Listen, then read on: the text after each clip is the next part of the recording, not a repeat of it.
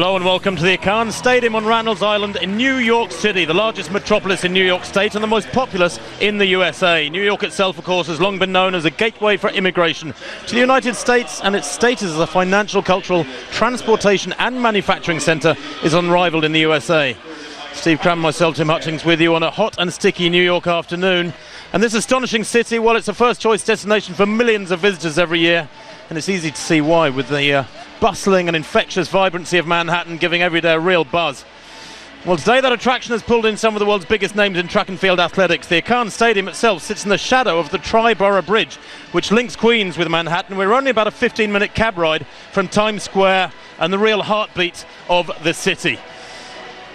Well, a couple of hours of great action for you from this beautifully prepared stadium. It's a fairly small facility, but conditions are wonderful. It's a warm afternoon, as you can see, 25 degrees centigrade, quite high humidity, glorious, not cloudless sky, but a very, very warm day, and a wonderful crowd here with about two-thirds of the 15,000 capacity made up of Jamaicans, we understand. Now, the first event on the track, the men's 400-metre hurdles. Thanks, Tim. And a very warm welcome to everybody. This is a great race to start us off with this afternoon. This man is the fastest in the world this year so far, young Javier Coulson from Puerto Rico. But there are a couple of other well-known names who may well fancy their chances of finishing ahead of the tall youngster. This is out in lane 7, Jehu Gordon from Trinidad. He's only got one athlete outside him, and that's Luis van Zyl from South Africa. Big crowd in, as Tim was saying. Great little compact stadium, good atmosphere already being generated here. They've all just been brought up to date with latest goings on elsewhere in the world at the World Cup, and there's one or two cheers of the results there, but I'm sure a lot of their attention is on what's in front of them. So the lineup for this first event: Felix Sanchez, former, well, he's still an all-time great at 400 hurdles, isn't he? He's in lane 1. And Isa Phillips, Jamaica's in 2, then Coulson, Karen Clement, the two-time world champion in 4, Michael Tinsley, Bashawn Jackson, Gordon and Van Zyl. Well, I'm already going to award Felix Sanchez the best turned out athlete of the afternoon so far. You can't see it, but he's got a very nutty strip there, all in white, and he's wearing what I can only describe as kind of calf socks, but they're not socks, if you know what I mean. It's all matching, it all looks perfectly wonderful. If they may just pan away and see exactly how it looks, just watch this. Oh, see, I knew as soon as I said that we wouldn't get a view. Anyway, Karen Clement will be hoping that he can maintain what's been a pretty solid start to the season. I think they're all shocked a little bit by Coulson running so fast, 47.72 about, what, a month ago or so now. But he's in lane 3 inside Clement. Then he's got Tinsley outside him, and then Bashawn Jackson, of course. Clement and Jackson, well, their head-to-head record is 13-12 to Jackson out of 25 starts.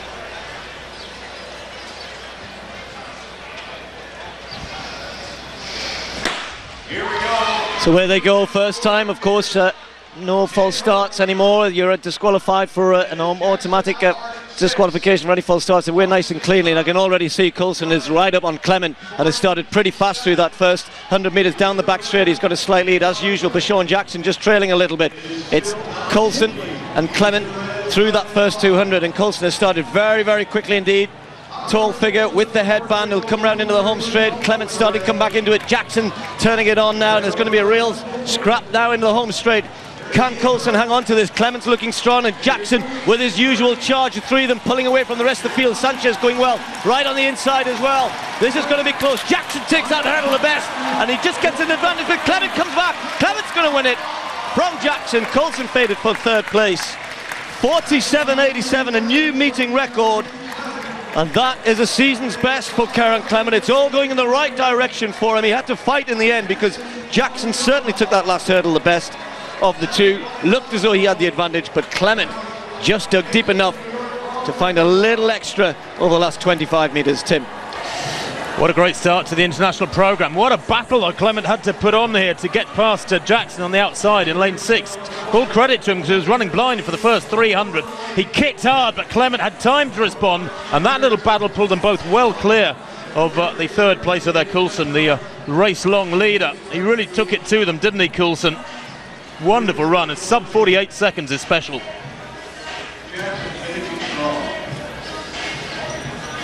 And Well, it confirms too what glorious conditions we've got this afternoon.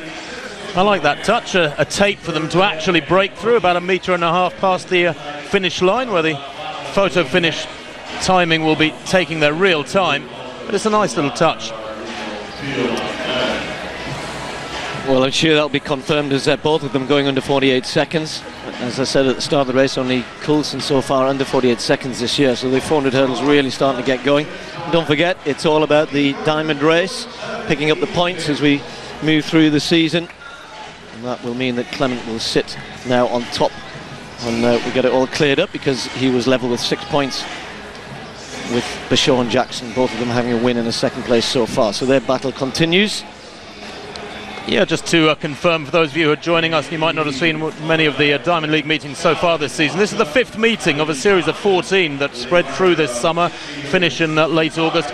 And the first 3 in each event, Diamond League events, awarded points: 4 for the winner, 2 for second, 1 for third. And each event takes place in 7 meetings through the summer, and it's as many points as you can accumulate in your 7 event editions, so to speak, through the summer that end up with your event total. And there's $40,000 for the winner of each event, and almost $500,000 being awarded to all the athletes from the different events. Well, the next event on the track is the men's 800 metres. Really strong field for that one. There's a lot of action too on the infield. A high jump competition underway. The men's javelin due to start in about 20 minutes time, with Torkildsen of Norway, the double Olympic champion, going in that one. The men's pole vault also underway, or due to be underway very soon. It's a packed program here for a packed stadium. Really a nice surprise. First time I've commentated on a North American track and field meeting for many a year, and they've done a wonderful job. And just the general layout, the general way it's delivered, this meeting has been very strong.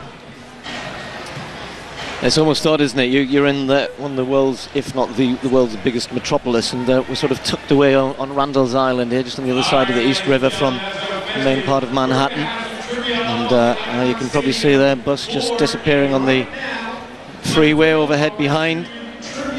You wouldn't know it was here, but as Tim said, it's a lovely little facility. And a lot of them were expecting, and I'm sure many of us were hoping, that Usain Bolt would be racing here today. He is actually here, and many Jamaicans in the crowd. We're surrounded around where we're sitting in the top of that stand with yellow and green almost everywhere. But Bolt with this Achilles tendon problem, not racing. Tyson Gay with, I think, more pressing problems. Tyson Gay really complaining this week that he's getting very frustrated with his inability to stay injury-free. He's really been plagued over the last couple of years with all sorts of problems, hamstrings, etc., and saying he's now, well, almost analysing his whole lifestyle. He's talking about his diet and everything else having to change because his body's not coping with the training demands he's putting on it. Frustrating for Gay, isn't it? Because obviously his run in Berlin last year at the World Championships made him the second fastest man in history behind Usain Bolt, and he had an operation at the end of the summer on a groin injury which had been nagging him throughout 2009, and even though he raced very well in Manchester a month ago, it's still that groin injury which is keeping Gay at bay, so to speak. And I'm not sure that changing diet is going to actually help things too much. It sounds a lot more like a mechanical problem or a physical problem than something that the diet will really have a decent effect upon. But you've got to try everything, haven't you? While the athletes out on the track for the next event, the 800 on the track.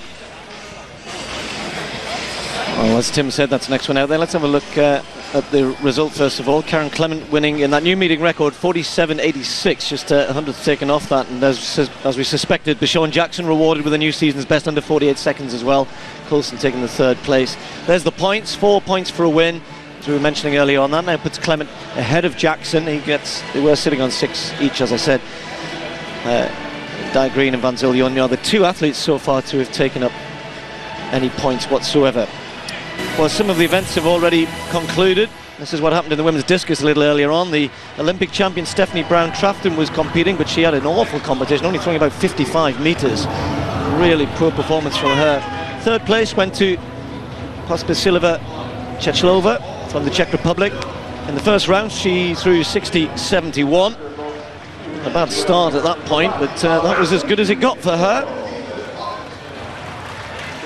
And the Americans were hoping to do pretty well, as I said, with Brown Traff and one or two others, but it was Aretha D. Thurman who actually took second place for them in what was a fairly disappointing competition.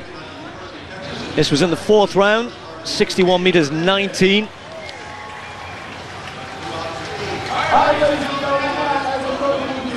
Not really affecting the world lists.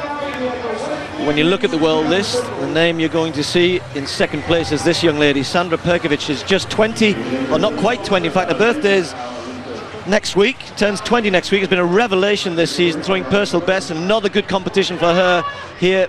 The Croatian in the very first round throwing 61.96. I think she was hoping to go better after that, but again, she had 3 no throws. Got close in the final round, 61.59, but it was the 61.96 which ended up as the winning throw for her. Just watch out for her this season. Obviously, European Championships coming up, looking like a very exciting year and a big, well, career blossoming for Sandra Perkovic. So a win for her. And again, you can see, I mentioned there, the Olympic champion, Stephanie Brown-Trafton, right down there in 8th place, completely out of sorts. So that now puts Perkovic on top in that event, because she had 1 point from the meet in Doha. So Perkovic now with 5 points leads the diamond race in the discus.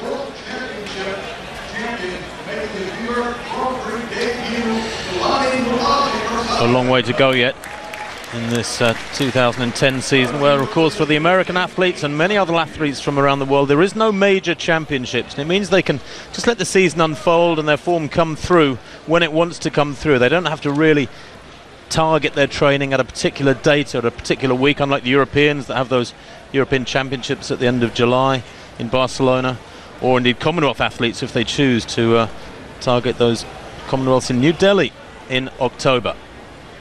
Next event on the track then, the men's 800 metres, and what a strong field there is for this one, really top notch. The Diamond League leader in this event is David Rudisha of Kenya, with 2 big wins in Doha and Oslo, and of course it was 8 days ago that we had a fabulous battle in Doha. But it's Umbeleni Malautsi, who is the world champion from Berlin last year. He goes in lane 7, does Malautsi, the world number 5 this year. World indoor champion back in 2004, Olympic silver medalist that same year. Been around a long time, but boy did he run a fabulous race in Berlin last summer to control the final in the Olympic Stadium in Germany. Robinson, Cadavis Robinson, he won 800 in Kingston in 1:47, and then a slightly faster one in California in a week or so ago in 1:46. Cadavis Robinson, he goes in lane 2. But it is a strong field, this one, as I said. Asbel Kiprop, the Olympic champion at 1500 metres, goes in lane 6. He's the 3rd fastest man in the world this year. There is the full lineup for this 800 metres. Nick Simmons, the top American. We believe this is his first 800 metre race of this year. He's got a 1500 under his belt. Well, away they go, just catching that one in time. Nick Simmons in the green there in lane 4. Kiprop's out in lane 6. And the pacemaker here is Joseph Moisey of Haiti, who's due to go out at 50.5. He's on the outside out in lane 8, sharing that lane with Christian Smith of the USA, who's a 144 man at his best. But there's Joseph coming across from the outside, and he's gone off at quite a lick. Nick Simmons right at the back of the field with those orange shoes on is leaving himself with quite a bit of work to do here. Malautsi in 3rd place, I think, at the moment. And as they come round into the straight, they're not moving particularly quickly. It is Kiprop, the Olympic 1500 metre champion, in 2nd place. He leads them as they come through below us. And actually, it's deceptively quick, 50.64, just about perfect, Steve. It is good running, and I love watching Kiprop. He's got that lovely languid style, doesn't he? He's very tall, and don't underestimate his speed as well. 1:43 at 800 metres. I think he wants this stretched out, though. This is what he likes. He doesn't want the likes of Diego Malozzi kind of just waiting for the big kick, but they're gathering behind him now. Nick Simmons getting into that group, and Robinson as well. So it's Kiprop there to be shot at over the last 200. It is in Malautsi on his shoulder. Diego there in the orange top with 200 to 1, 117 at 600 metres.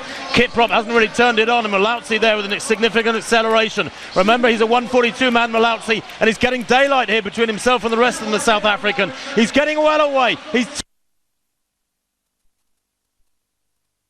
into an exhibition. Simmons has run a well-measured race. He's coming through in the crowd here in the Khan Stadium. Roar the American home. He's going to lose by 5 metres from a dominant Malautzi there. 1:44.38 from Simmons and Diego in second and third. And Kiprop there looked to be very, very out of sorts, I have to say, considering he was second in Doha, some 3 weeks ago in 1:43.5. He really didn't have a strong run there at all, Asbel Kiprop. But Umbeleni Malautzi, with his first major appearance on the circuit this summer, really looking impressive. He did run 1:45 to win in Daegu about 3 weeks ago, but he's beaten a top-notch field there, Steve, by a country mile in 800-metre terms.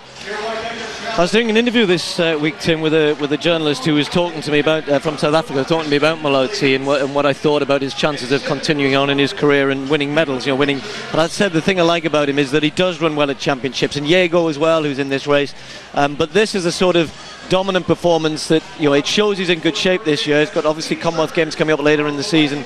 That's going to be great if David Rudisha is there.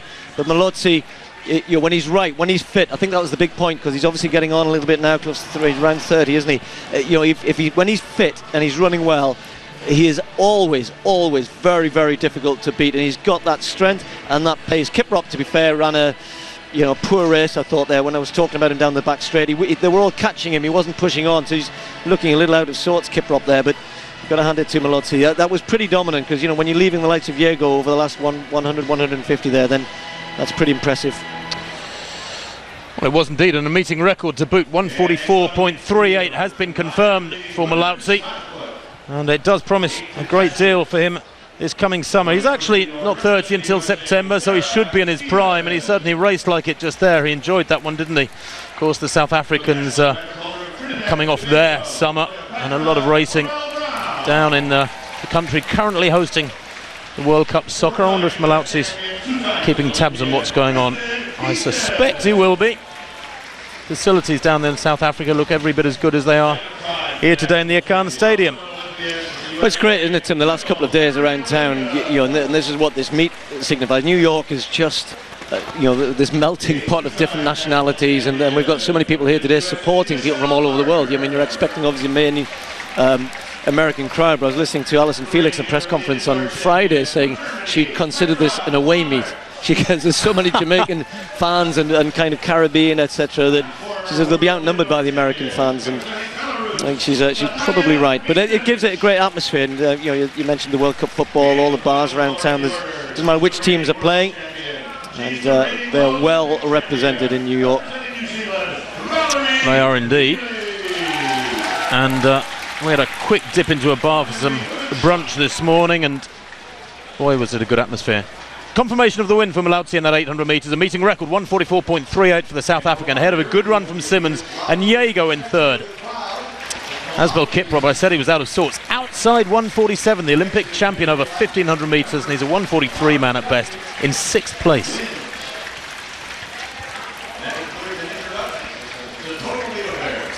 And there are the Diamond League standings with all those points accumulated. Rudisha still leading with those 2 wins. Malautzi though in 2nd place with the 4 points from today. And Simmons in 3rd place, sharing 3rd place with 2. Well, the next event, we stick with middle distances. It's the women's 1,500 metres. I tell you what, that's not a bad start on the track, is it? 2 meeting records in the first 2 events, the 400 metre hurdles and that 800 metres. If you've just joined us, Karen Clement winning the 400 hurdles, 47.86.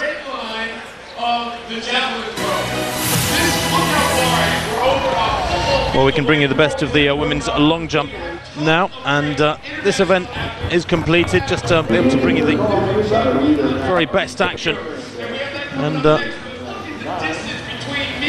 Carolina Kluft very out of sorts, no jump in the first round and retiring hurt. I had a quick chat with her in Oslo last week, and she said she's still got the enthusiasm to train hard, but things are certainly out of sorts for Kluft, who last year, remember, ripped one of her hamstrings really badly and had a major operation, and she's still not fully fit. This is Funmi Jimo though, in the 5th round, going out to 6 metres 65. She put together a pretty solid series to back that mark up. She had a couple of 650 efforts, but that's a 665 with a 2.8 wind behind it. The breeze actually, I think, has eased a little bit. They're jumping over on the back straight against the direction of the runners, if you can imagine the runners going up the back straight. Gimo there, 6.65, her best mark of the day. The 6.54 was not too far behind. And third place points for the American. Well, Canada took second place points to Ruki Abdulai, 6 meters 66, only 1 centimeter better than Gimo as it turned out in the end, although this was in the very first round for Abdulai, Ruki Abdulai. She also produced a 6.59 to back that one up.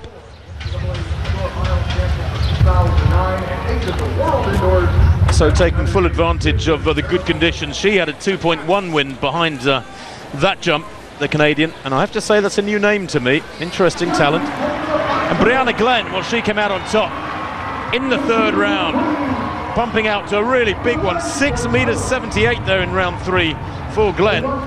She backed it up with another jump that would have won the competition. Her sixth and final round effort was 6 meters 76. So excellent efforts from the American. She, though, had a 3.2 meters per second wind behind her. Of course, 2 meters per second is the allowable limit, but it doesn't matter when it comes to the actual distances measured and the finishing positions. The wind is irrelevant. So 6.78, good enough for Brianna Glenn. A home win for the American ahead of Abdulai and Gimo. And Kluft, well, a sad day for her. Let's hope the great Swedish heptathlete can get things right. 4-2-1 for Glenn, Abdulai and Gimo in the Diamond League points allocations, and Glenn and Kucherenko now lead.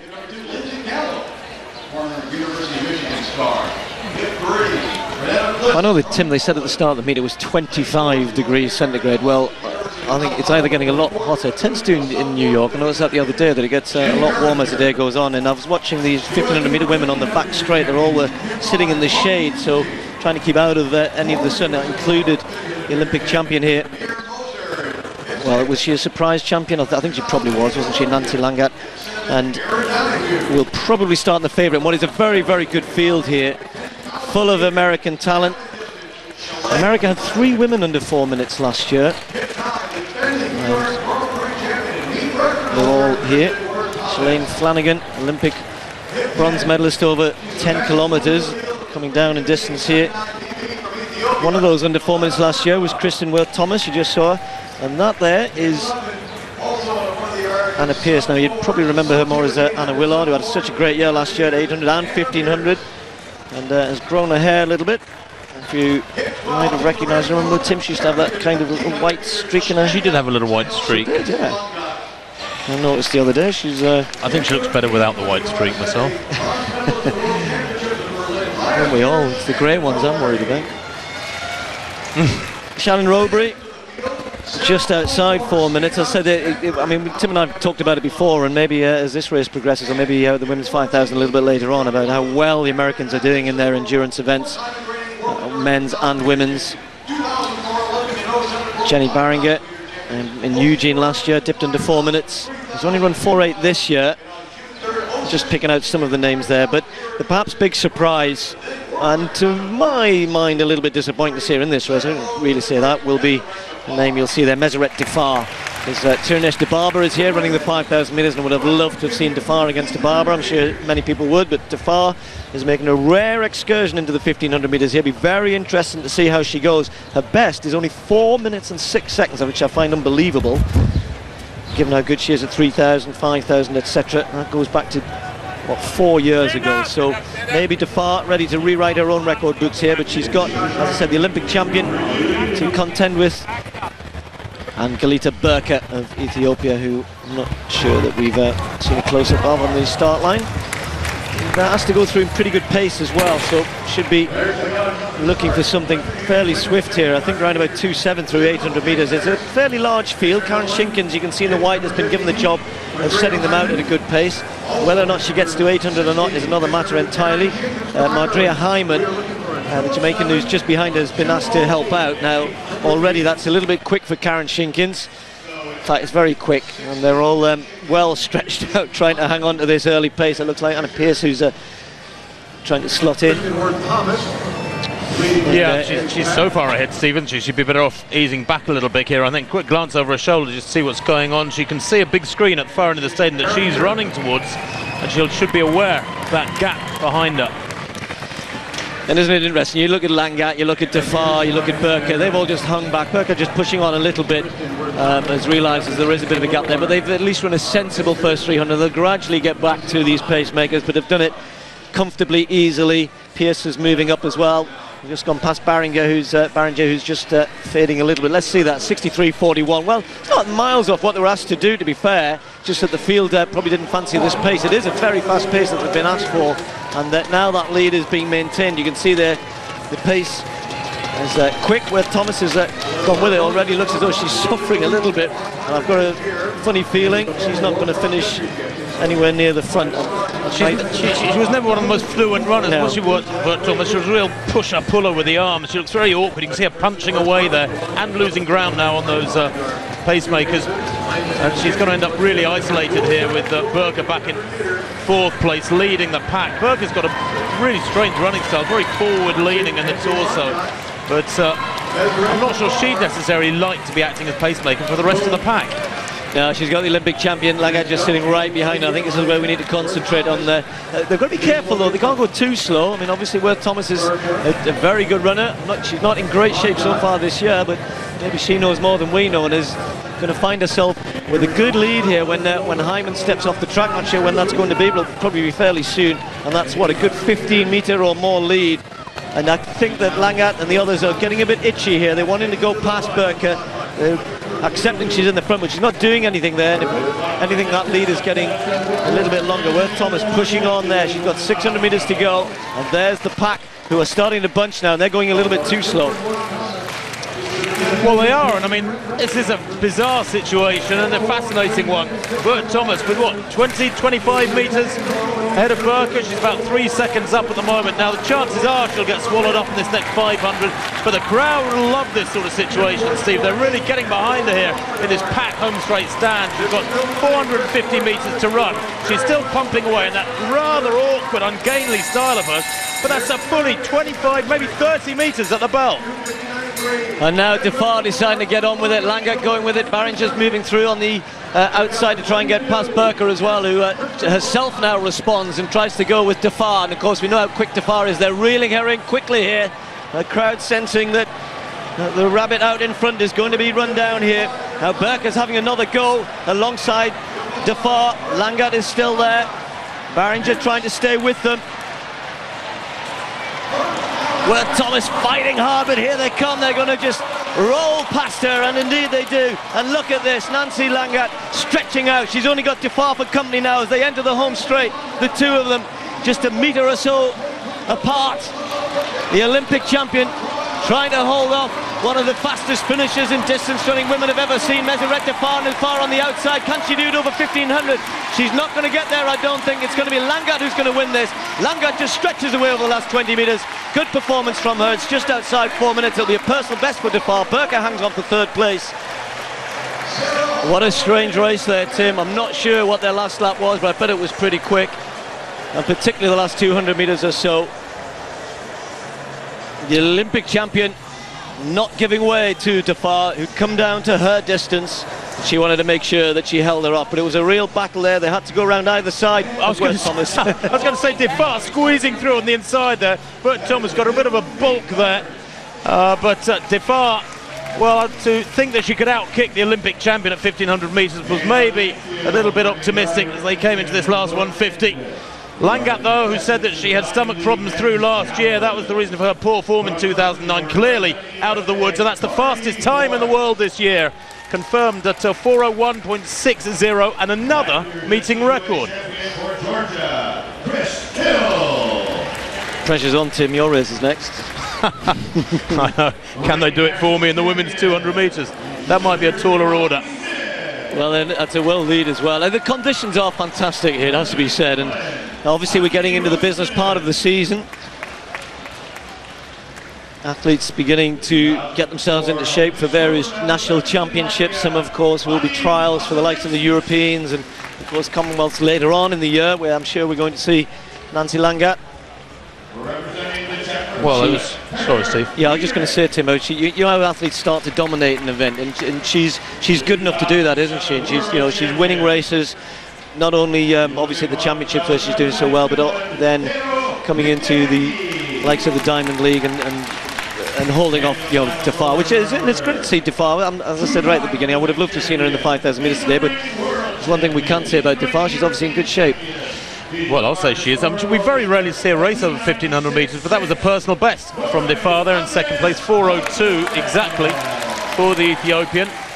So while she might not have managed that out-sprinting of the Olympic champion, she did go quicker than she's ever run in her life. Not bad at all.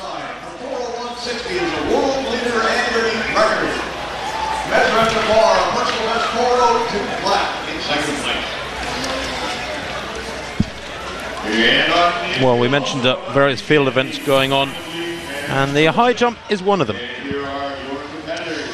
Samsononi has been having a fairly good competition so far. The bar's now at 2:30, and season's best was 2:27 before coming here today. His personal best is 2:30. They're in a busy part of the track down there. World leader Dusty Jonas going out at 2:24. It's a bit of a surprise. He's cleared 2:33 this year, leads the world rankings now. Oh, now that's not good news for Samsononi. Now, as I said, for the European athletes, a big season ahead, and certainly for Samsononi, that looks as though that's an end to his competition here. Let's hope it's not too serious. That may well have been a bit of a muscle pull.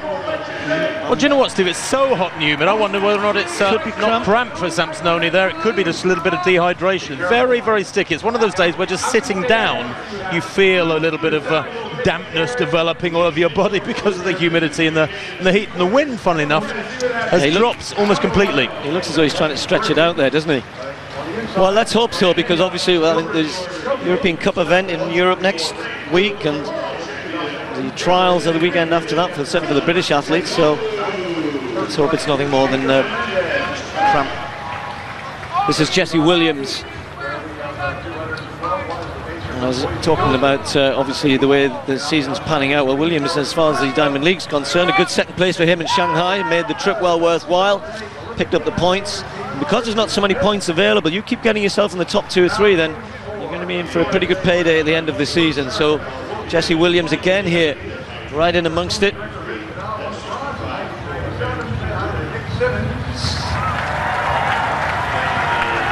Just 3 jumpers left at 2:30.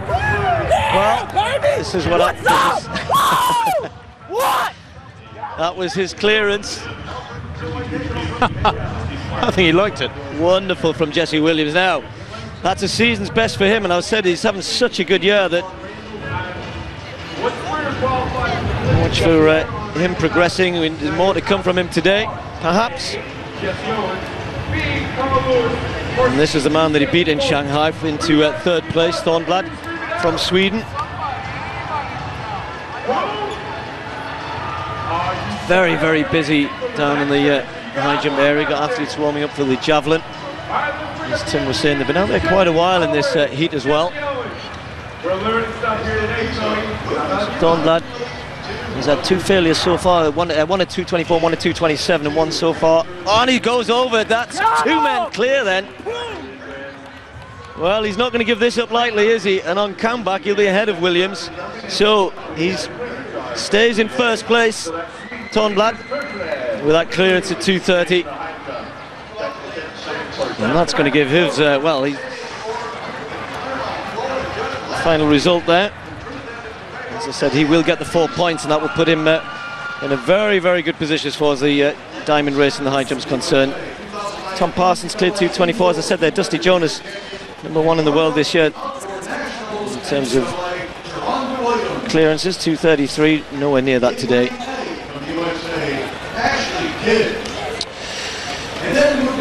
Well, the standards nonetheless are pretty high. 2:30 is none too bad in the high jump. Next event on the track is the women's 200. Well, some very good performances there. Lang out with that world-leading time. Tafar with a new personal best, knocking 4 seconds. I mean, it was due for revision. Burka running 4:3 as well. Some pretty good times further down. 1 or 2 other not so good performances. A bit of a weird race, to be fair. As I said, I'm not sure, did you put a stopwatch on? I didn't, Tim, but Langat there with the 2 wins has maximum points there, 8 points.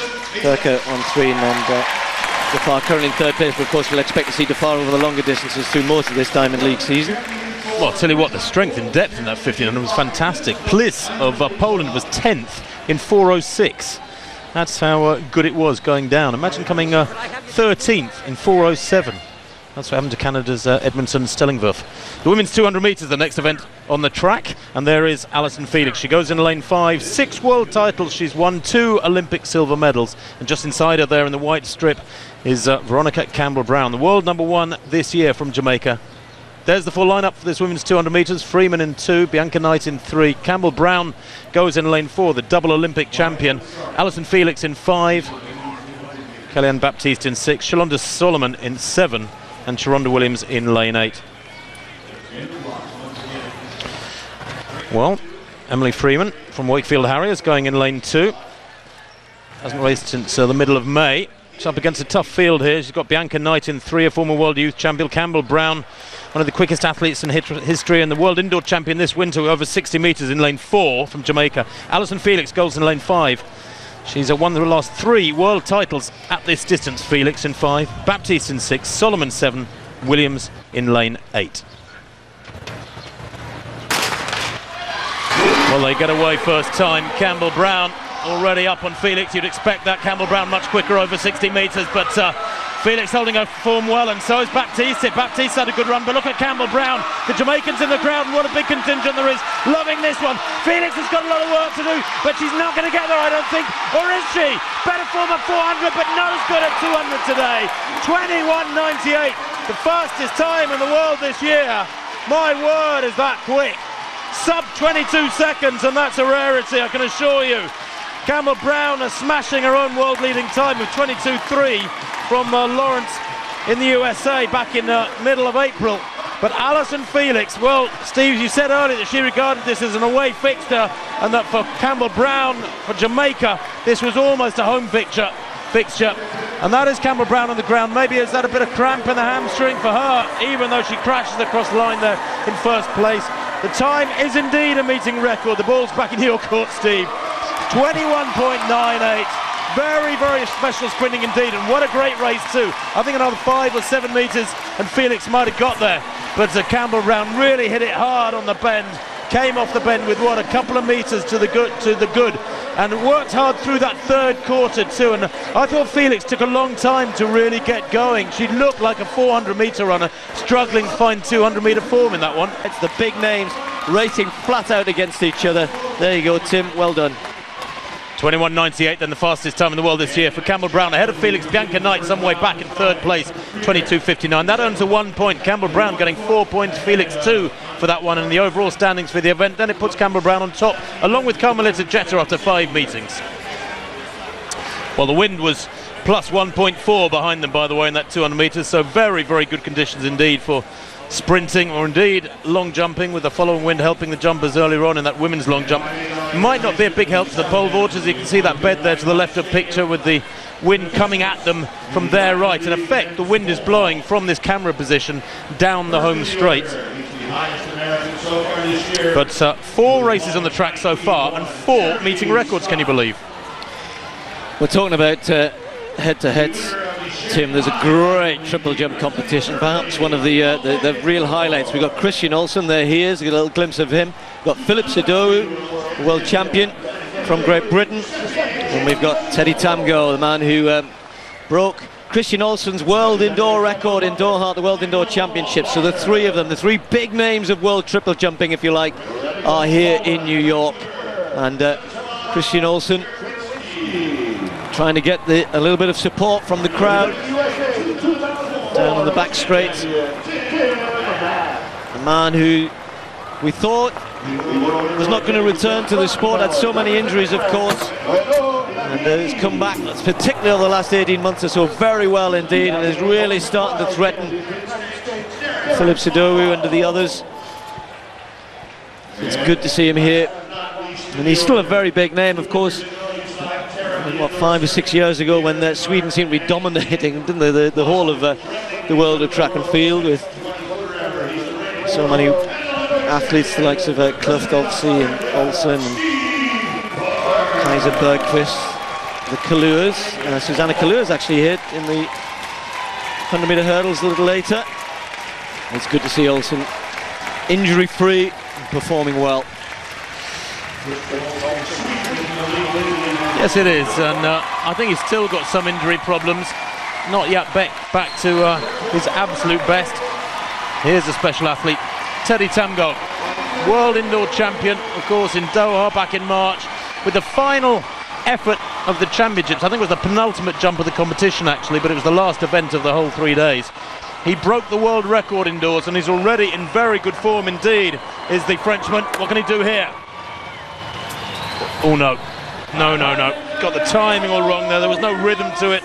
Bland standing up there, and that's a 17.63 personal best recently, which tops the world rankings. That was just on the 23rd of May, and Frankenville is some way beyond where he came down in the sand just then. Tamgok, 16.47. He'll be looking to add a metre and more to that. But you're right, Steve. You know, we've been talking about how the Diamond League should be all about head-to-heads and clashes. Great 200 metres just now. That ranks right up there, along with that 800 in Oslo, Rudisha against Kaki, and this one's special too. Yes, and our first look at Phillips Adowu. You've seen Olsen go out to 17.05 leading the competition, but I think Phillips likes to go big in the first round, likes to start well. Big year ahead, Europeans, of course. We'll see the three of them perhaps contending that title in Barcelona in August, late July, early August. So Phillips Adowu looking a little bit ponderous on the run up there, but they're finishing it off reasonably well. No boards on there to give us a little bit of an indication as to the distance, but it looks round about what Olsen jumped, I'd say, just from the naked eye. Difficult to tell. And it is a long year. When you've got Commonwealth Games in October, you need to plan the season well. I'm not sure yet if he's announced whether he's going to go to Delhi. Of course, many of the top British athletes, anyway, with having a European Championships and then having to go to another championship. 16.67, it's a little shy of Olsen. So 16.67 will put him in third place in this first round. Javelin. It is indeed, there's a familiar figure, and what form he's in. Andreas Thorkildsen of Norway, the double Olympic champion. And Thorkildsen already over 90 metres this year, and in superb form. Has he hit this one well? It's not bad at all. That looks about 87 metres from Thorkildsen. He tops the world rankings with that 90 metres 37 in Norway back on the 29th of May. He won in Shanghai, he won in Oslo, he's the Diamond League leader, and he's up here against Pidkamaki, who's a 91 metre thrower himself, the Finn, of course. 87.02, another meeting record. It's happening in the field as well. I was interested to listen to Thorkildsen and Pidkamaki, who were being grilled by the American journalists the other day about the fact that in America now, in 45 states in the US, the javelin is banned in high school. So until you go to college in 45 states in America, you can't even pick up a javelin, well, not at school anyway, which is obviously where most people have their first taste of athletics. Well, this is Corey White, opened with a 60 metres 81. That one a little bit better, look, about 65.5 metres. So that'll elevate him one place, I think, ahead of his compatriot Bobby Smith. This is very much the bottom end of the 8 starters. He was in 8th, moves himself up, as I said, to a 7th with that 66.01. Just coming back to that point, though, Tim, it's a very dangerous precedent, isn't it? Because as we move across into the back with the triple jump, but it's a dangerous precedent in the sense. It's Sammy Lane here. Lots of events are inherently dangerous. You know, pole vault or throwing the discus or even the shot. Whenever you're throwing anything, may well be a red flag. I think. Is it a white? No, he's going to get a white. Well, you're right. I guess the javelin stands out because it's a very effective weapon as well as an implement in the sport of track and field athletics, and a pointed spear flying through the air is possibly a little bit more lethal. It's what it represents, I suppose, as much as anything. Because you're right, in fact. Of course, the discus, as we see Sammy Lane's 1660 there, second round effort, that puts him up into 4th place. It's what it represents, I suppose, as much, because you're dead right, Steve. A discus can be just as lethal. If you get hit by a flying discus, it can do just as much damage as a javelin. Smith then, Bobby Smith of the USA. We're in the 3rd round now. He's down in 8th place, and he will stay in 8th place with that effort. 63.55 in the 2nd round for him. He had a no-throw in the 1st round, so that one is an improvement of a metre or so. In fact, 65.02. Those superimposed lines across the sector are a little bit unreliable. Looking to be under 65 metres, that one. 65.02. Gradually adding on a little bit more. He's got 3 rounds to go, although I can tell it in the throws and jumps, as we see the shot now. After 3 rounds, only the top 6 continue to compete. Well, the unmistakable figure of Valerie Villi, who should have no problems, I wouldn't think, in this shot put. And it's great to see her here. She's in very good form already this year. It's competitions in the 5th round. She's currently leading with 1993. We'll wait to see if that's any improvement. With 3,000 steeplechase on the track, I can tell you actually that Villi's throw there was 1988 just come up, so no improvement for her, but she is leading with 1993. I know she was expecting to throw a bit better than that here. So 3,000 steeplechase. And as usual, it will be the Kenyan contingent we'll be looking to in terms of, I would think, 1st, 2nd, 3rd, but America have had some really good performances again in this event in recent years. I can see Famigletti there, Anthony Famigletti, just settling in behind the big names ahead of him. They include the Olympic champion Raymond Kipruto. He's tucked in 4th place at the minute, just behind I guess his big rival Paul Koech, and Koech has been in great form so far this year. We've been asked for a pretty good pace. Patrick Langat is lying in 2nd place at the minute, effectively. The pacemaking duties have been given to Haron Lagat. So they're already well stretched out, and then some of the pretty good American steeplechasers, as I said, Daniel Huling last year in Brussels ran 8:14. He recently ran a personal best over 5 kilometres, 5,000 metres back in March. I say 5 kilometres there, Tim. I think you did. You've got kilometres on the mind. Well, I was half having it on the mind because Famigletti, actually, I was going to go on to say, has been running on the roads very well this year. He ran a 63-minute sort of half marathon. So, you know, the idea that you've got to be strong to run this event. But to be honest, it's such a fast event and a wheel track event. So even that sort of strength you bring from road across country doesn't really give you too much of a chance to mix it with the best of the Kenyans when they're running fast. And they've been asked for a fast pace here, something not too far away from 8 minutes, and Lagat was just checking to see whether his 3 compatriots are with him, and they are. That's Patrick Langat behind him, then Koech, and then the Olympic champion Kipruto. He's only run 8:18 this year so far, Kipruto. Koech much quicker at 8:6. I think the pace is a little optimistic myself. They're getting close to 8 minutes. I'll be surprised today. 2:38, of course, is just about world record tempo, which is what's been requested for this 1st kilometre. Let's wait and see.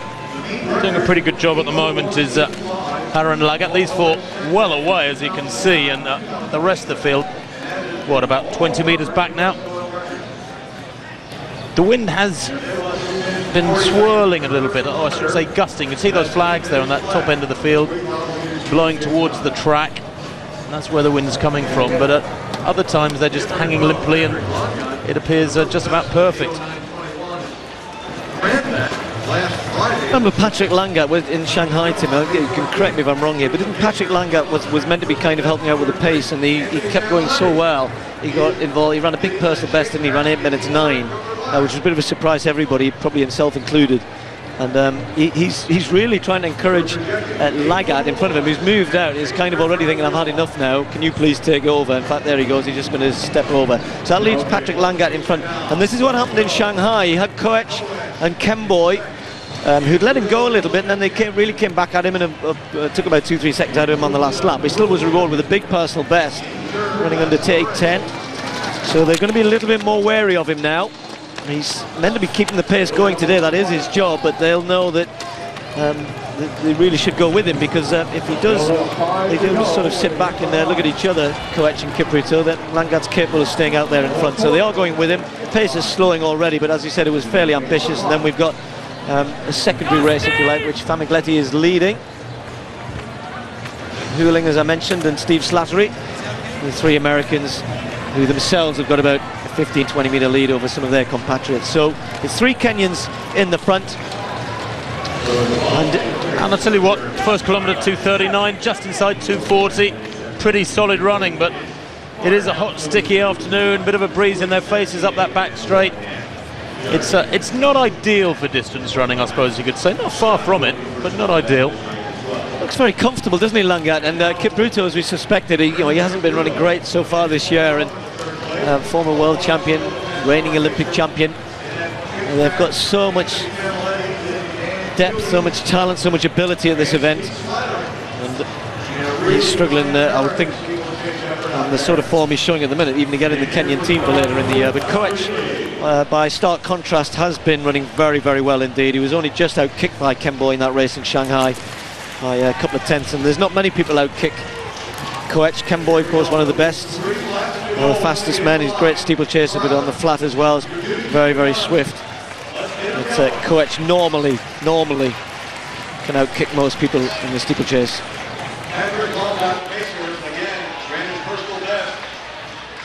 Well, it looks as though if Langat does keep going, which there's a big if around that, and he's got a chance of hanging on to second place, because Kipruto is going distant very, very quickly. Christian Olsen then, what can he do here? That looks better. That looks pretty solid from Olsen. Very hard for us to tell, I have to say, without those boards beside the pit. Was that 1650 or 1750? Makes you feel a bit daft, really. We get so used to them. We're spoilt, I think. But that from Olsen was backing up his opener, which was 17:05. He was the only man beyond 17 metres, and it's 17:21 for Olsen in the second round. He extends his lead over Randy Lewis, who's in second with 16:76. That opener, remember, from Udowu was 16:67, pretty modest. Well, you can see that Koech must be feeling very good indeed, because the pace has still been pretty good, and he's decided to push on. He could feel that Langat was starting to fade a little. 2 laps to go. Koech has got it all to himself here, and with every chance of a quick time. He went through, of course you have to bear in mind with the barrier, the water jump, sorry, is on the inside of the track here, so they're running less than 400 metres each time, so he had, with less than 800 to go, if he could run sort of 61, 62s, as we see Teddy Tamgo in the triple jump. Yes, Tamgo. Well, the gauntlet's been thrown down now. Still a very, very untidy jump. Gets the red flag. I thought he looked a little bit long.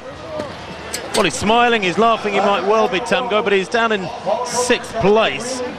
And in theory, if he doesn't improve things, and Rulak of the USA goes a bit better than him, he could fail to make the cut and be out after 3 rounds. No jump for Tamgo there, even though it looked like a big one. Kipruto looking very tired, is coming under threat from Huling, who's running very, very strong. He's got a good chance of perhaps catching the Kenyan water scalp, that would be, but it's all about Koech at the front. Now he's just let that one slip a little bit. If he could pick up this last lap, he's still going to be heading for a very, very quick time indeed. 8 minutes is starting to slip away somewhat. Langat is hanging on well for second place, but as I said, Kipruto struggling to hold on to third, but Koech has picked it up again here. Fastest time in the world this year was the time set in Shanghai, 8:06. I think that's certainly within his compass here. He's striding away down the back straight. He's got nobody to push him on. It's all about him and the clock. It's been a dominant run here from Paul Koech. He's having a good season, as I said. Just starting to look a little tired through this last 200.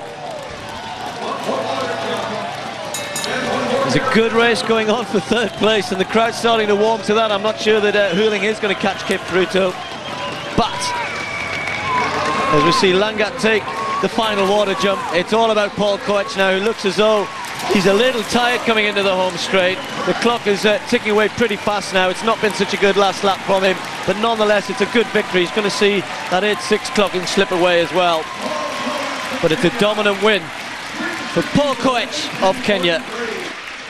Langat, pacemaking duties done well again, hangs on for second place. Caputo not looking like the Olympic champion, like the great steeplechaser we know he is. He's in third, and Huling, despite trying to chase him down, didn't quite get there, but he finishes the first of the Americans.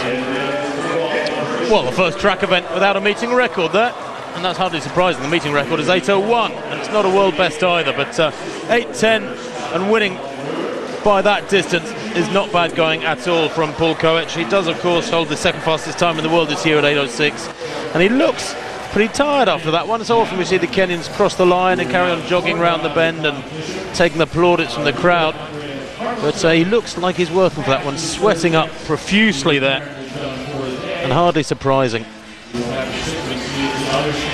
Yes, it wasn't I mean, obviously he was running away from the rest, but they were fading quite badly, and he didn't finish as strong as he might have done. Maybe if there'd been somebody with him, but as you said, Tim, it looked as though there wasn't too much left in the tank there. It is warm, very warm, quite sort of humid and sticky as well. No, it's very sticky. I mean, some of us went for a run this morning, Steve, in Central Park, and I did 45 minutes this morning. I can't rember. Didn't see you, actually. Would you like a medal? But it was, the women's 10K very, was on. very Sorry, humid. It was very humid, and I was drenched, and it's much worse now, as you say, the hottest part of the afternoon, frankly. What is it, local time, 5:30? Philip Sidowi trying to respond to Christian Olsen. That's not bad, though. That's not going to be too far away. I think it's improvement, certainly, for Philip Sidowi. Whether it's going to get close to the lead held by Olsen. I think Olsen thought that when he saw his distance of 17:22 go up, he was kind of saying he didn't quite finish it off well. And actually that jump happened just a few minutes ago, so I can tell you, as it's come up on the computer, it's 17:22, which is the lead by 1 centimetre from Olsen. And I was just about saying a minute or two ago that Olsen, I think he was, as he walked back afterwards, he just kind of knew, I think, that there was another 10-15 centimetres in that jump, and I think this competition just getting warmed up. The two of them, of course, know each other well, great rivals. Phillips has just taken a narrow lead in the second round. Well, there was clearly more there, wasn't he? I mean, Phillips landed standing up. He does this so often, actually. A lot of his big jumps, he finishes standing up in the sand, and that's not really the way you need to be if you get that leg shoot right. So I think there's a lot more to come from Phillips, and Teddy Tamgo, of course, is the prowling around in the background, languishing down in 6th place with 16:47. He's jumped further than a metre further than that so far this year. Next event on the track is the women's 100-metre hurdles. That's due off, well, in a couple of minutes' time.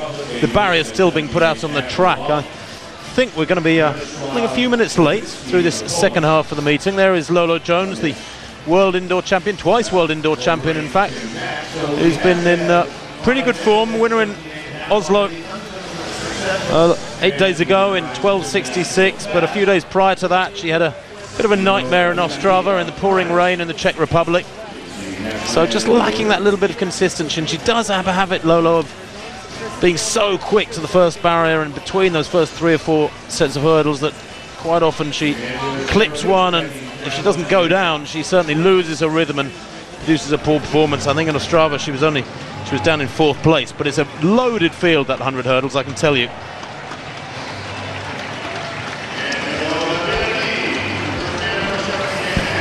Now, we were saying how much we were looking forward to the men's javelin, and Torkelson and Pitkamaki. We were talking about them obviously coming here as the two big names and that, but Pitkamaki's not having a good day at the office.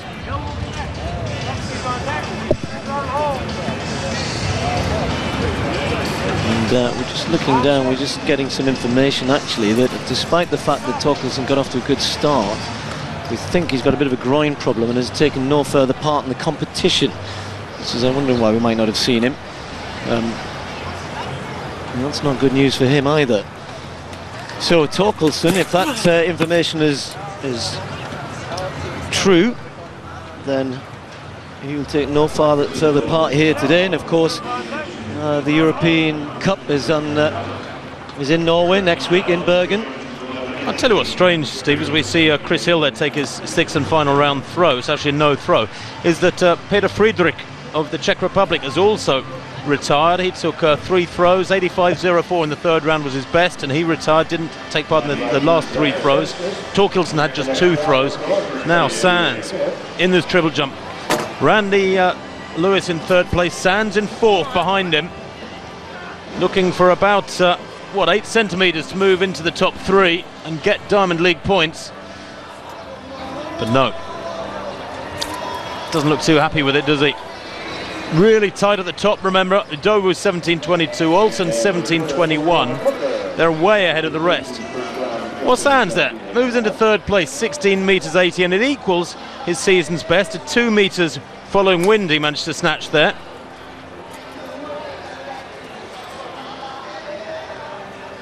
So Olsen, what can he do to respond to that second round lead grab from Philip Sidowu? This is his third round effort. Plenty of time yet. But regard each jump as your only jump. Otherwise, don't take it. What's the point? Great to have him back. He's had a couple of very tough years as Olsen with foot injuries, which they really couldn't get to the bottom of. He's had enormous problems trying to find exactly what was causing the injury to the side of his foot. But he is back and jumping well. Ooh. That looks good. That looks strong. Gets a white flag. He's a lovely rangy jumper. He's not really a power jumper. It does depend upon speed, but oh no, he doesn't get the white flag. I thought I saw the white flag going up. So did I, Tim. Well, the official see picked that up again. But just have a look at the result of the 3,000 steeplechase. 8:10.43, the winning time for Koech and Langat. As I said, hanging on for his second place. Poor run from Kipruto. You and I seeing things over there? We are. It's the heat. I think it's the dehydration. It was, I think, like Tamgo as well. His no jump was pretty long as well. Diamond race in the steeplechase now being led by Koech.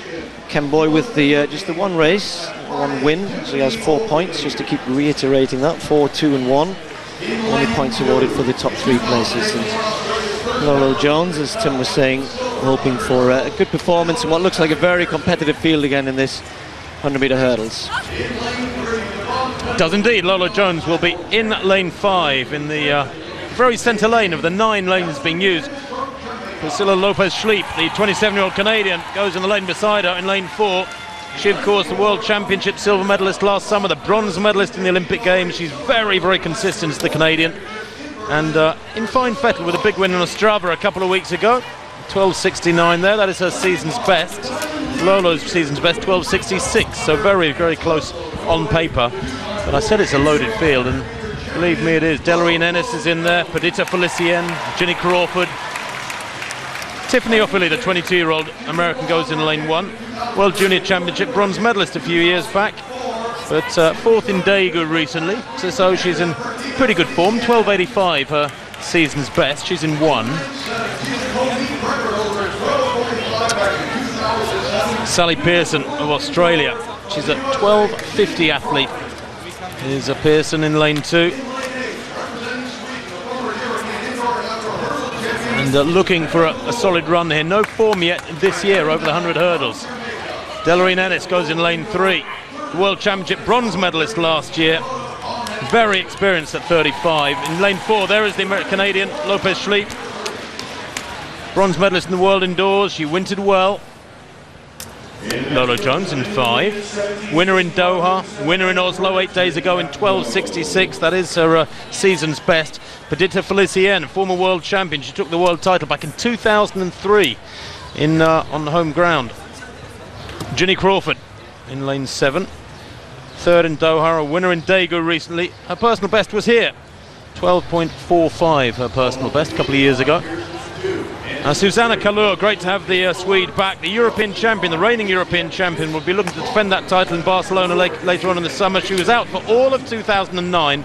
No marks at all last year. She hasn't broken 13 seconds yet this year. Talk about jumping in the deep end. She's only run 13.1 this summer. And completing the lineup in lane 9, Vonette Dixon of Jamaica, a 12.84 athlete this season. On your mark. So, this almost has the makings of a World Championship final. This field is really strong when you think Delary and Ennis in 3, Priscilla Lopez-Schleep in 4, Lolo Jones in 5, Padissa Felician in 6, Ginny Crawford in 7. Goodness me. There is that complete lineup. 9 lanes being used for the women's 100-metre hurdles. The athletes climbing into their blocks and under starters' orders. Meeting record is a very, very impressive 12:45 by Michelle Perry. I don't think that's vulnerable. But Lopez-Schleep in 4, Jones in 5, Felicienne in 6. All the way first time, great start from Lola Jones. Lopez-Schleep alongside her. Jones has got some work to do, holding up bay here, going well. Ginny Crawford on this side. Ginny Crawford, but Lola Jones in the middle, beginning to ease away. Jones takes it on the near side. Felicienne second, I think, beside her. And Crawford maybe 1 lane closer to us again, taking third. The time 12:55, 2 metres the following wind.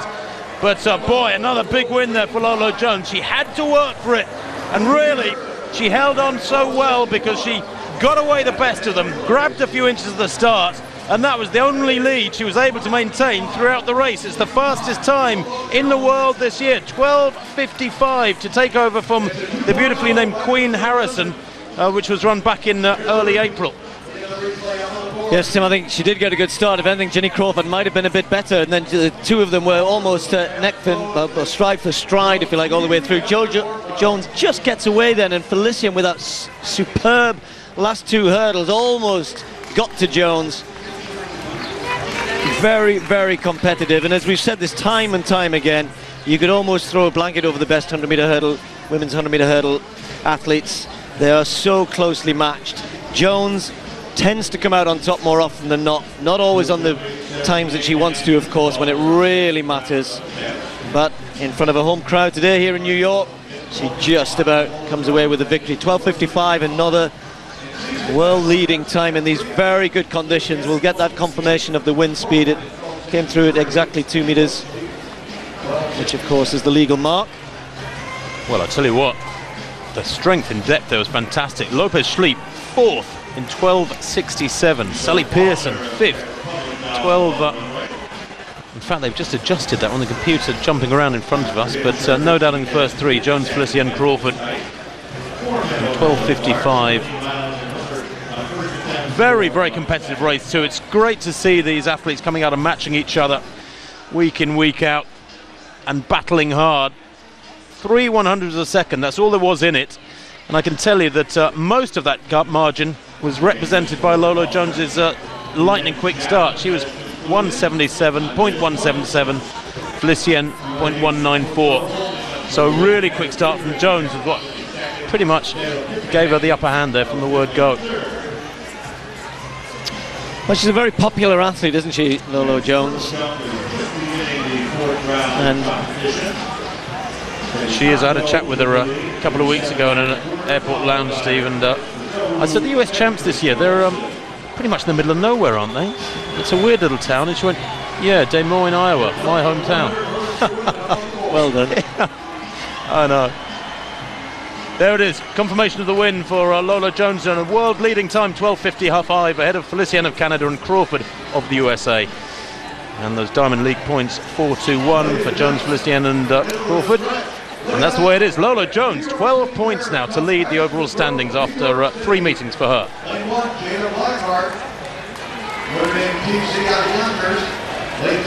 Well, this meeting obviously is about the big names of world athletics, but there's been a few high school races. The great Jim Ryan has been here, and there was a high school mile race earlier on. There's a girls' high school race later on over the mile. The crowd enjoyed listening to Jim Ryan. They're on the field, though. We're going to concentrate on the pole vault, the triple jump for the next few minutes. Yes, this is Gibilisco, former world champion, lifted the world title in Paris in 2003, did Giuseppe Gibilisco. Season's best of 5:70. He's actually in pretty good form this year, the Italian. But struggling at the moment, having said that, at 5:40. That's the second time failure for Gibilisco. Early days in this competition when you think that Derek Miles and Steve Hooker, the Olympic and world champion, are in there. La Villenie of France too, who's come to the fore this last couple of years in meteoric fashion. They are all clear. Lavillenie, Miles, Hooker at 5:40. First time, those three. Well, pole vault is out at the top end of the stadium, which is, if you probably noticed, is not as well protected. There's a fair bit of crosswind, which might give them one or two issues. We were listening to Steve Hooker, and he's obviously been a little out of sorts, shall we say, in the first couple of Diamond Leagues, and said they've had problems with, well, all sorts of things. But he said the pole that he's using today was theoretically going to make him perform a lot better. The pole which, because they move around a lot, he's using some poles from America that stay in America, and he said he's never vaulted less than 6 meters with the particular poles he's using. So he was setting himself up a little bit. So we shall see. So far, so good for Steve Hooker. He's only had one clear attempt at 5:40. Michael Balna of the Czech Republic, that is, who's a 5:71 man this summer. Hooker, by the way, having some problems with his poles. They didn't arrive yesterday when he arrived, and last news I heard this morning was his poles still weren't here. But he is out there. Apparently he said he wouldn't compete if his poles didn't arrive, so I guess they must have made it to the stadium in time. Now 6-7 men clear at 5:40. Just Jeremy Scott of the USA has gone out with 3 failures. Next height is 5:60, 20 centimetre jump, and then afterwards it becomes 10 centimetres, then 5 centimetre increments, the way the bar moves up. Well, this triple jump really is warming up into a great competition, and there have been 1 or 2 changes which I'll bring you up to date with. We're now into the 4th round. This is Randy Lewis. We'll see him go first, and I'll let you know what's been happening, because the last time we were with it was Philip Sado who was leading with 17:22. I can tell you first of all that he improved that in the 3rd round to 17:28. This meant he had a 7 centimetre lead over Olsen. And just the top 6 getting a further 3 attempts after the 3rd round, and Sammy Lane was in 6th place, Randy Lewis in 5th. After he's had 2 no jumps in the 2nd and 3rd, but his first round effort was good enough to put him in 5th, so they get 3 more attempts. But Philip Sado, as I said, 17:28, but then the man of the moment of triple jumping, Teddy Tamgo, has gone out to 17:61 in the 3rd round to take a big lead. And we're going to be seeing the main contenders very, very shortly. 16:60, no improvement for Randy Lewis, stays in 5th. Well, back to this pole vault. Gibelisco now. 3rd time clearance at 5:40 for Gibelisco. Now 5:60. Oh no. Well, that's disappointing, because Gibelisco on his day is a big jumper. He's a 5:90 man. Had a wonderful 2 or 3 year spell back in the early part of this decade, but frankly the last 2 or 3 years he really has come off the boil, although it's good to see that he has cleared 5:70 this summer. That's early season form that he hasn't shown the likes of, but as I say, 2 or 3 seasons.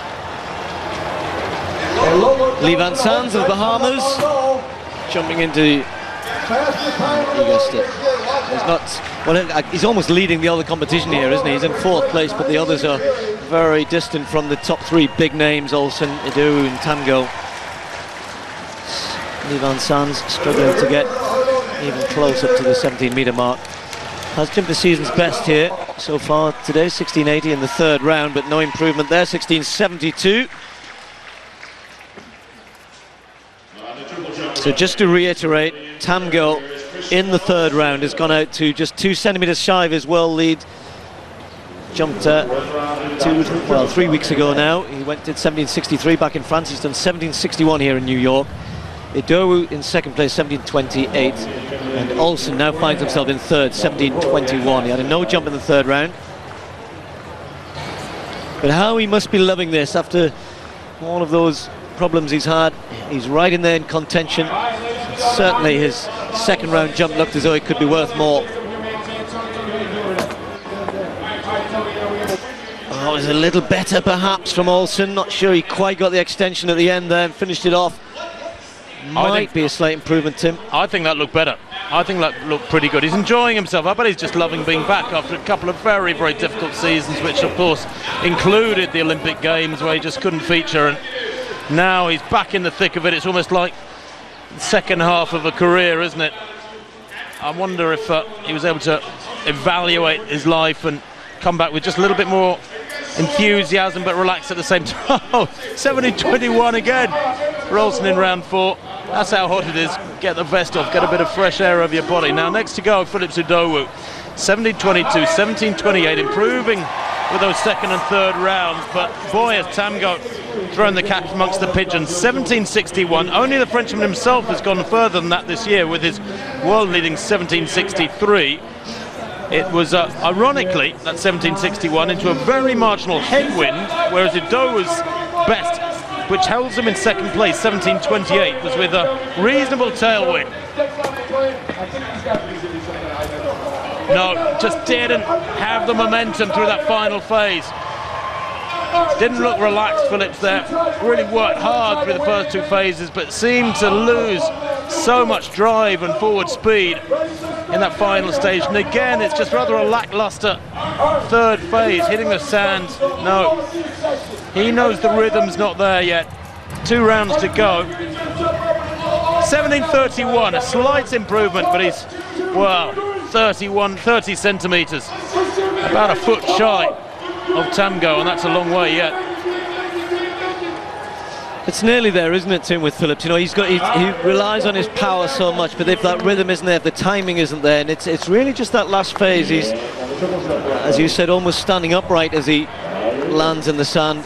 He's not getting that extra 30, 40 centimetres he needs. Now, Teddy Tamgo here, in great form already. Look at the speed of Tamgo. Now, that looks a little better again. He leaps out of the sand. Maybe he knows that could be another improvement on his lead. He leads the world this year with 17:63. First time outdoors we've seen them together. Head to head here with Olsen as well. Oh, close. Very, very close. I think he thought it was further. 17:60, just 1 centimetre short, but a good series being put together by the Frenchman here. Well, back to this pole vault competition, and La Villenie. Yeah, good vault, 560, first man to go clear.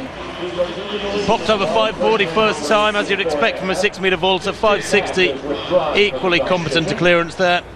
And the French are very much in charge of things at the moment. That triple jump competition, Steve, has the makings of the European Championship final, doesn't it, with 3 Europeans? Tamgo, Udowu, Olsen in 1, 2, 3.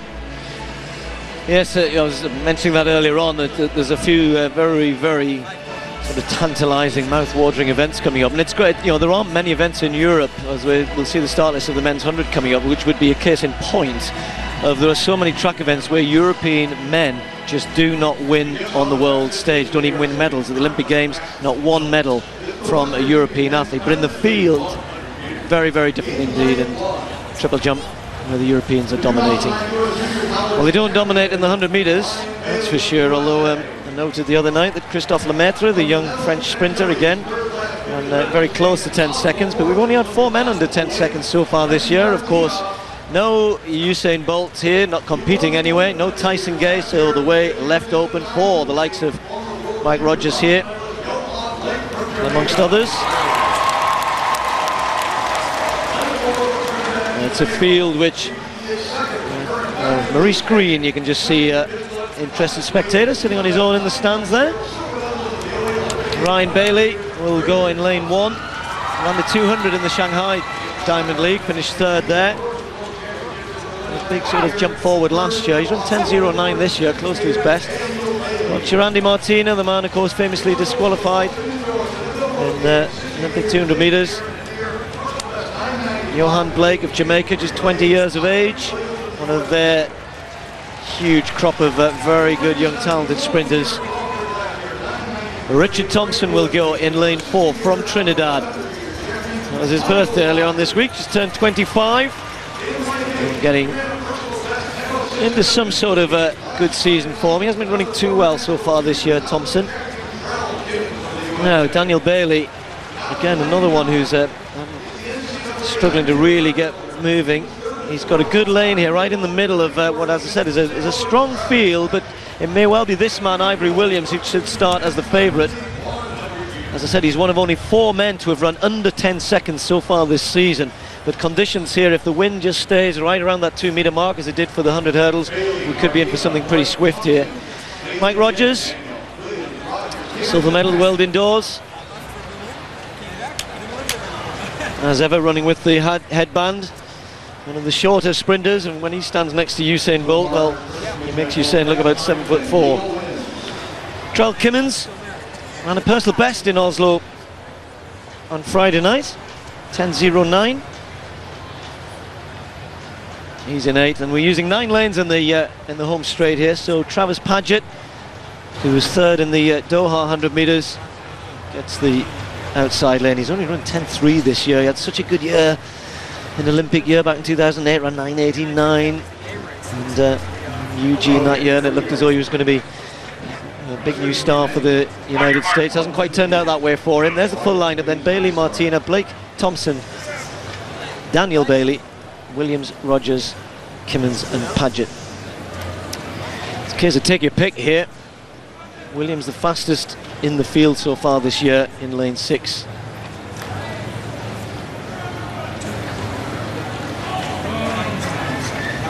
Thompson, last one to settle back. You can see the flags fluttering in the background, pretty much on their backs, just a little bit across.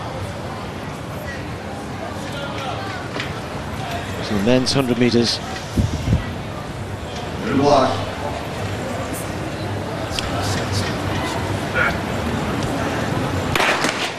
They get away first time. Williams indeed got a very good start. Rogers just left a little bit, but starting to come through now. Going well is Trell Kimmins. Trell Kimmins is running well right over on the far side. Johan Blake, it's going to be close. Blake might just get there. Or was it next to him? Thompson. Well, Thompson, I think, who got it just on the nod. 9:89, but 2.4 the following win. It just picked up at the wrong time for the sprinters. Well, they're all looking at the big screen. Eyes were being pulled backwards and forwards there. And in the end, Thompson, strong. I said he hadn't been having such a good year this year. He's holding his hamstring as well. We've had 1 or 2 of them so far today. But doing enough right in the closing stages to win it. Unfortunately for him, as I said, the wind just picking up. Well, good race though. What a race. Thompson in lane 4, very, very well away. There he is to the middle right of picture in the darker strip, pumping away hard. It was a tough one because right beside him Daniel Bailey wasn't far back, and to his left, to our right, Blake there was also right there. It's come through as a confirmed 9.89, but as Steve rightly pointed out, the wind just over the legal limit. Also going well on this side was Rogers, or Kimmins in fact, in the red there. It's Kimmins in lane 8, but over on the far side, that's where the lead was held from early on. Can confirm a 9.89, 9.91, 9.92 for the first 3. Good place times. What a shame that wind was just beyond what's allowable. That's a bit of a pity that, because there was a B 100 metres, if you like, earlier on in the meeting where they, much athletes of lesser ability than those we've just seen, and they ran, was it 10-0, Tim, or 10-0-1, and we were expecting these guys to go under 10 seconds, and certainly a 9.89 with a 2.4 is probably worth, well, 9.95, something like that, 9.96. So Thompson might feel he's been robbed there, but I think he'll be very, very happy with the win. They're not going to get too many wins in the sprints this year.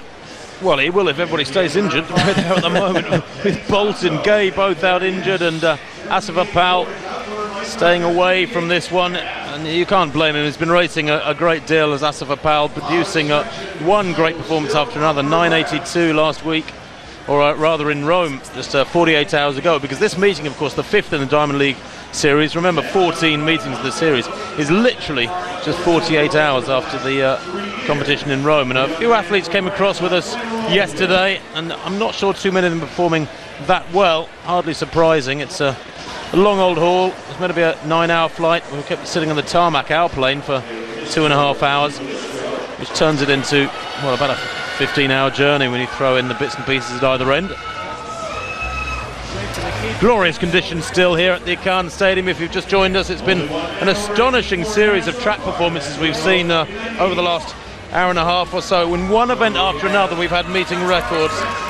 Very special indeed. Not in that one, because the meeting record's held by Usain Bolt, who of course set that world record then, as it was 9:72 a couple of years ago. But boy, I'll run through them later on if you stick with us. But I think we've had about 6 meeting records so far on the track. The pick of them, probably Veronica Campbell-Brown's 200-metre win, 21.98 to just edge out Alison Felix by 4/100ths of a second. The next event on the track, the women's 5,000 metres. Still a very warm day, isn't it, Steve? It's a pretty muggy afternoon, considering there's a bit of a breeze across the arena. It's a surprising combination. Well, it doesn't have the wind reading on there, but it was 2.4, so these times not legal. But 9:89 will still please Richard Thompson. It was 200ths in the end. Looked even closer than that, didn't it, with Johan Blake and Daniel Bailey just sneaking through to pick up a point, so they get transferred into the totals for the season so far. In the diamond race for the 100, of course, Powell with the 2 wins he's already had, sitting on top there with 8 points. Thompson now moves into second. Well, sorry, Tim, I was just going to say that you're right about, we'll come back to that, talking about the sprints as we pick up what's happening in the pole vaults. Yeah, Zemislav Savinsky. Oh, good vault. Well, the pole there, easing over at the second attempt, 5:60. He's just the second man to go clear. La Villani we saw pop over a few minutes ago, first time. The Frenchman very much in control at the moment. But Derek Miles has failed once at this height, so has Steve Hooker, after a first-time clearance of 5:40. Steve Hooker's form, with a bit of a disaster in Oslo last week, where he could only clear 5:40, is certainly not settled as yet.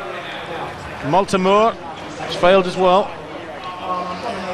Well, we're coming to the conclusion of this triple jump, and again, I can bring you up to date as we watch Lee Van Sands. I can tell you, obviously, he's not going to trouble the lead. Although that's, it was starting to look better. I think he knew that he had it through the first 2 phases. Just at the end, they didn't finish it off properly. And then we saw Philip Sidou improve to 17:31. Well, after that, in the 5th round, Teddy Tamgo has gone out to, here you go, Tim, another world-leading performance of 17:84 for Tamgo. A superb series that's putting together, and he is already throwing the gauntlet down to Idowu and Olsen, saying, I'm the man to beat this year. And who's going to argue with that sort of performance? 17:84. Well, I tell you what, that's a pretty intimidating distance. It's way beyond what Philip Idowu has ever jumped. And I'll tell you what, it's a long way beyond what I think Christian Olsen will be capable of this season. The Frenchman is destroying this field with this series once he got into it, because remember his first couple of efforts merited very modest, a 16:47 and a no jump prior to these really big efforts. Here is Olsen, his lifetime best 17:79. Tamgo's gone further than that today. That's not bad either from Olsen. He's in 3rd place at the moment, 17:21, which he's managed twice in the 2nd and 4th rounds. And Philip Idowu, remember, improving 17:31 in the 4th round, so the Briton lies in 2nd. But now he's over half a metre, a massive margin behind the Frenchman Tamgo. It's a national record, a world-leading performance from the Frenchman. Hope we might be able to bring you a replay of that 17:84 jump. 17:62 for Olsen. That is huge too. Idowu's got the chance to respond now. He's next to go. But my word, this is a cracking triple jump competition developing here, unfolding here. Well, I say developing, it's the final round. As we see Hooker there just popping over 5:60 at the 2nd attempt. He's gradually getting it together.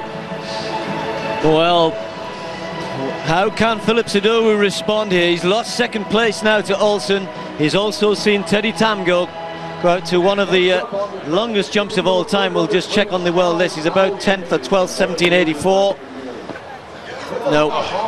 And I think that's affecting him. He was putting together, reasonable competition. He's in the 17:30s, but he's got now to understand that if he's going to go to European Championships and do well, Teddy Tamgo is setting a whole new standard. 1784, and Olsen very much back to his best, just about 1762 for him, leaving Philip Sidowu in a very disconsolate third place here in New York. Well, I'll tell you what, Christian Olsen came here, I suspect, with just hopes of going beyond 17 metres and putting out a good performance, but I never thought he'd jump 1762 myself. All credit to him. Maybe he heard me earlier when I said that he won't go close to 1784 this year. Tamgo then, the sixth and final round effort for him. It's the end of the competition, the final jump. He's got the win in the bag. Fabulous middle phase, and that's big as well. Does he get the white flag? Yes, he does. That's massive as well. Now, the world record, of course, Jonathan Edwards, I think, is still a little beyond the Frenchman, 18 metres 29. Kenny Harrison holds the US record, the North American record, at 18.09. The world lead has already gone to the Frenchman today, 1763 it was by him. He's gone out to 1784, 17 metres 98, can you believe? Oh my word, that is the third longest jump in history. Only two men have ever gone clear of 18 metres. Jonathan Edwards, of course, with that world record back in 95, and Kenny Harrison for the Olympic title in 96, the American. Tamgo now the number 3 all time. What a competition. The win behind him on that one, plus 1.2, he improves his national record, and that is the performance of the season in any discipline. Well, I think those 2 digits he stuck up was 2 centimetres short of the magical 18 metres. Just watch this. He's already done 1784. The final round, and you knew that last jump. Look at that. Sailing through the air. The new king of the triple jump.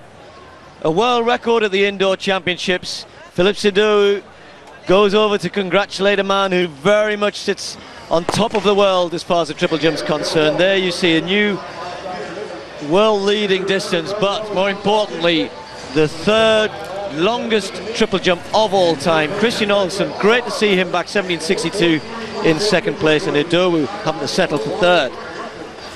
I wonder if the crowd here today realise what an astonishing competition, series of competitions they've been treated to. Derek Miles then, back to this full third attempt at 560 for the American. He's in real trouble. Oh, no, I thought he had that. Crashing into the bar there. The height was there, there's no doubt about it. This women's 5,000 metres is underway. 12 and a half laps of the track, of course, and 14 athletes in the field. Can tell you that the world record holders in this one Tiranesh Dibaba, 24-year-old Ethiopian, the Olympic champion in Beijing at both 5,000 and 10,000 metres, who in Oslo 2 years ago ran 14:11.15. Now we understand that she's unlikely to go for that sort of time or any attack on a really special time today. We hear that she's just hoping to break 14:30 here today. She's in second place in that second group in the orange vest as the pacemakers Munkan of Serbia and Adis of Poland have gone off very early on to develop a lead of what, about 15 metres. So we see the rest of that field. Jen Rhines, an athlete to watch. She's a strong athlete as Rhines, a sub 15-minute performer, and frankly 15 minutes is probably the benchmark of world-class running over 5,000 metres for the ladies.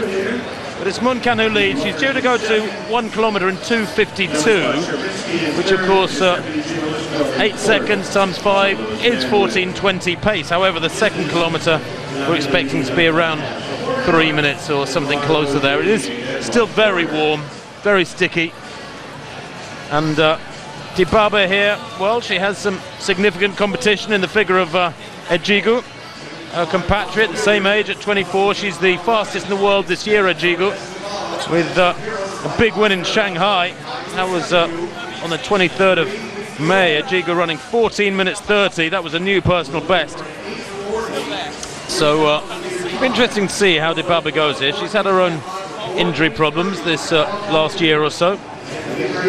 This, we believe, is Dibaba's first outdoor race of the season. They come round into the straight in front of us now, and they'll see the 1 kilometre split as they come through. But Dibaba leads the pack. Ejigo right behind her. You can hardly see her in that shot. She's just tucked in there behind her compatriot. So they're in second and then third and fourth. 2:55 that first kilometre, 2:55.12. I think that's probably quite sensible pacing for this early part of the race. I suppose Dibaba will have gone through, Stephen, 2:56, 2:57. Yes, it's interesting that standing on the far side of the 200 metre mark is Mark Wetmore, who's largely responsible for this meet here, but with Tirunesh Dibaba. And I saw Marina Muncan look across and say, "Is this okay? Is this good?" And he kind of said, "No, move on, move on." And they've done that in that last lap. And of course, all that's happened is the two pacemakers have moved away. So after some good early pacing, they were asked to pick it up a little bit because it was perhaps slower than they'd been asked to run.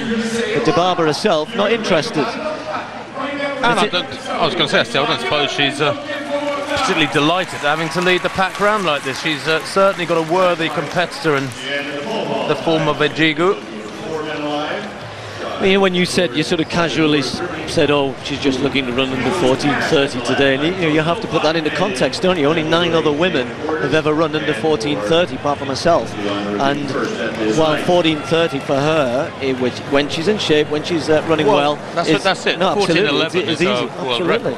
But as I said, you just have to sort of put it in that sort of context. It looks to me today, though, as though, as you said, we haven't seen too much of Tirunesh Dibaba. That I think this is just a case of a victory today. Be very, very happy with that. Of course, she saw a great rival, Meseret Tafara, in the 1500 and ran a very swift 1500, ran a personal best in that event. Dibaba content to just lead the chasing pack. In fact, it was almost not worth having pacemakers, was it? As we move back to the pole vault. Yeah, Moulton Moore. He's been in very good form recently, has Moore. But today, well, second time clearance 5:40, passed at 5:60. And Moore, they're going at 5:70. 4 athletes went clear at 5:60, and Moore himself passing, as I said. But here they come around the bend in front of us now, just to come down this home straight. Adis, the pacemaker, is, well, 20 metres ahead. She's not doing any good to anybody there. She might as well slow down. The lead has changed now. It's Kariquiang, I think, in the lead of that pack of 9 athletes moving through. They go down below us now with 8 laps to run. It's still Dibaba in second place in the pack. Ejigo back in 4th. I think Kiros is also there, another of the Ethiopians. They just have this production line of top athletes through the Ethiopians. I mean, Aheza Kiros, it's a relatively new name to me, and yet she's run 14:56, only 15:19 this year, but they just seem to churn them out year after year. New kids on the block appear, and Dibaba very much ruling the roost on the world scene at the moment, and of course the domestic scene in Ethiopia. But she must be a wonderful inspiration, Steve, to these kids coming through. And I suppose you could argue that the same happened in the UK back in the 80s with yourself and Co and Ovet doing it, and an awful lot of world-class athletes developed behind you guys that had to try and strive to beat you, and therefore became amongst the best in the world. And it's a similar sort of thing in Ethiopia, where behind the Dibabas and Defars, there's another 6, 8, 10 world-class athletes trying to catch their domestic mentors almost. Yeah, they have an embarrassment of riches, don't they? And of course, in the way in which the Ethiopian Athletics Association kind of, try and keep a fair amount of control, particularly when the athletes are younger, and don't let them sort of travel too much and wait until they're kind of ready to go on the world stage, and obviously take events such as, well, the major championships, cross-country and Olympics, world championships very seriously, and kind of make sure their athletes prepare well for that, which is a little bit in contrast to where the Kenyans is a little bit more sort of haphazard, if you like, which is why they've tended to have the ongoing medal success over the years, both in the men's and the women's events. But I think to kind of bring it more home, if you like, is carry on talking. Well, just going through there. If you see what's going on in America, and I think that's exactly what's happening, Tim. There's this kind of internal competition. So we've now had 5 if you include Bernard Lagat, 5 Americans under 30 minutes for 5,000 metres. We were talking about 4 women under 4 minutes for 1,500 last year. Lots of women running under 2 minutes for 800. And I think it's that idea of just now to get, and that wasn't the case, was it? In our time. I say our time. You go back 6 years, the Americans didn't have any great distance runners. Absolutely, but it's been about that sort of strength and depth, and I think it's working here in the States. And I'm a bit surprised that one or two of the better American women weren't in this 5,000 metres. They might have been thinking DeBarber was going to go off and run a silly fast time, as it were, and they're maybe regretting that now, because it's certainly a lot slower than expected. And DeBarber just happy to sit in the pack for the time being, as we see Shavinsky attempting 570.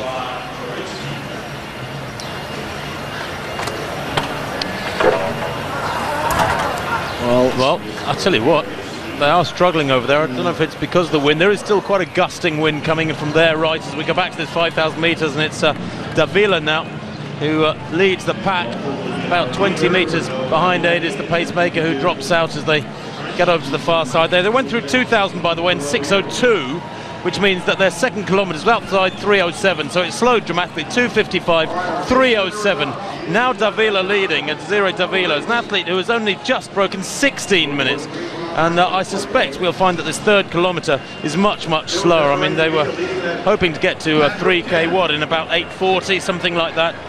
Well, it's going to be almost jogging this third kilometre, and that's why they're bunching so badly up there with 100 metres to go to 3K.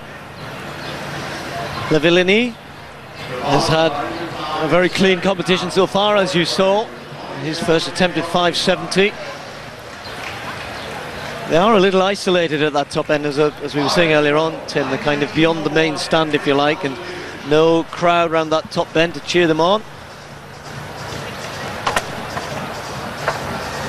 Good clearance from Lavillenie. Been a good day for the French so far. Very good day indeed. Well, I wonder if he's been inspired by Tamgo's jumping over on the far side, because he must have known what was going on. But he's a lovely looking, crisp, clean, compact vaulter, isn't he, Lavillenie? No mucking about, just gets on with it. Equals the meeting record there with that 570. And boy, there's a few people who could learn a few lessons from the way his attitude, I suppose. Yes, quietly going about his business. Steve Hooker is always a bit more demonstrable, isn't he? But an equally nice guy, Hooker. He's a very popular man on the circuit, and he's one of the Diamond League ambassadors. And he's been very disappointed in his form so far. A little better so far today. Oh no. And that's almost trademark of Hooker, just screwing off to the side there. Now, has he just done himself a little bit of damage and landing a little awkwardly, just feeling the calf there? But it's again proving a difficult time for Steve Hooker, who's dominated so much in the pole vault in the last 2-3 years. Not in 2010 anyway. 4 laps to go, just under 4 laps to go, with DeBarber and Ejigo in first and second. Now they're beginning to pick up the pace. There was a group of 10. 2 have dropped away, and we're down to 8 athletes as they go into the back straight with just over 3.5 laps to run. It's DeBarber from Ejigo. Utura is then Sule Etura. That's a new name for me as well, although she's got a little bit of pedigree. World Junior Champion over 5,000 in 2008. She's in there on the inside in the all black, I think it is. Ejigo in second behind DeBarber.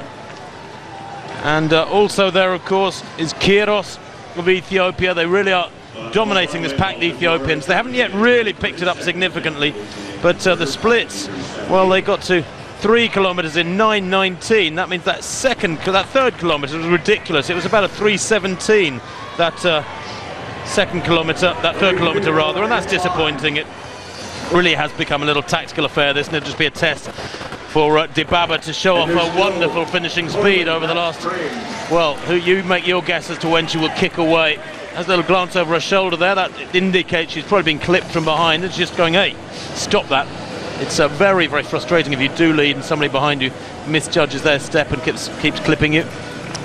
Well, that's right, Tim, but on the other hand, if you go to the front and you slow down and you've got a pack like that, people are going to be pushing you from behind, and if you want to go at the front and stretch it out, then fine. If you want it to stay slow, then let somebody else do it. She's very happy, more than happy for this to be a jog as it is now, and we don't see this too often. There's 1 or 2 athletes in there, you were saying, who must be enjoying being in the same sort of company as the likes of DeBarber. There won't be when we get the last lap, I'm pretty sure, but nonetheless enjoying it at the minute. You'd think someone, go on, just have a go and have a kick for home, about 500 out.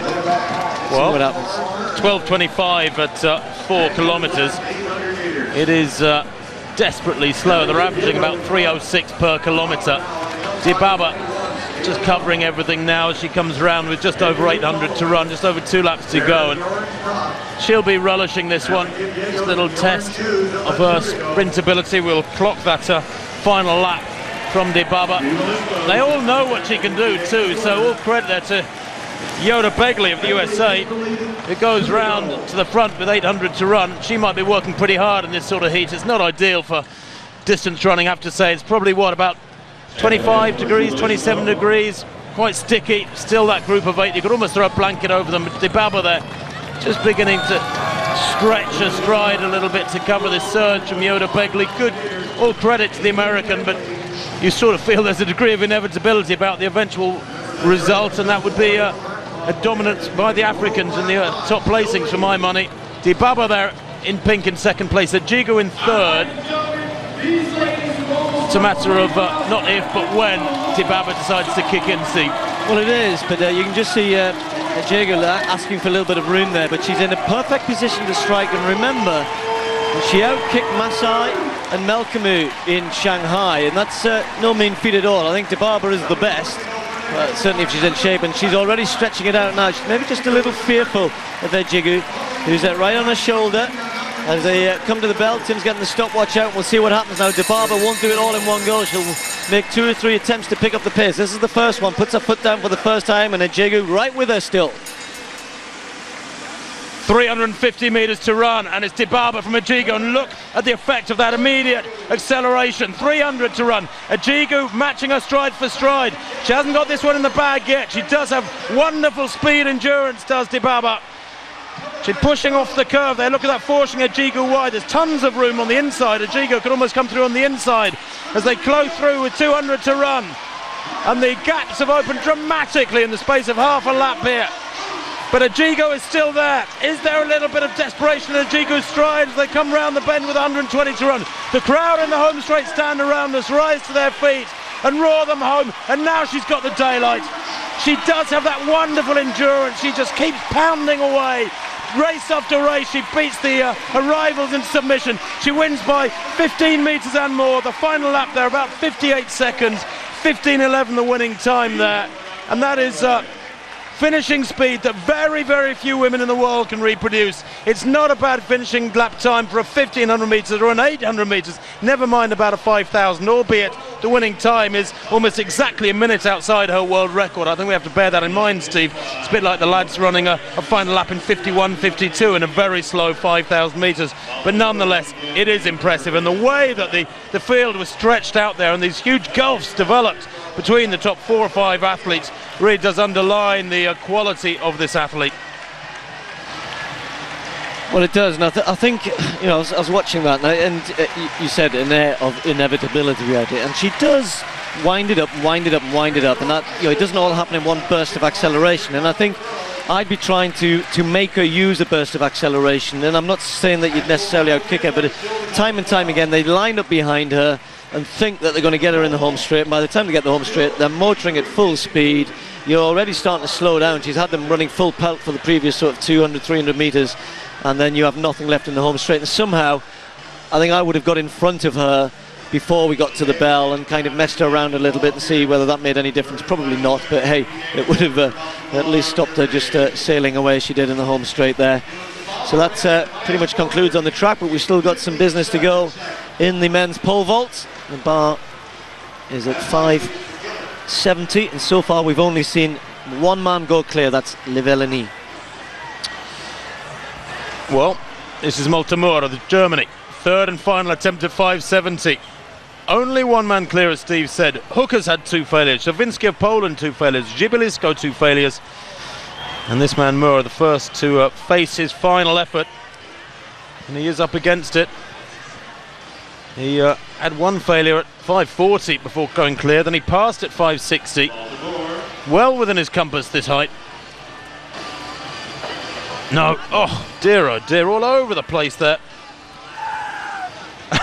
And that is, I think, what you call a roar of frustration. Similar sort of noise he makes when he goes clear at a big height, I think. But the pictures tell the story. Terribly disappointing. It's come from Germany. It's a long old haul to clear 5:40, an athlete of his calibre.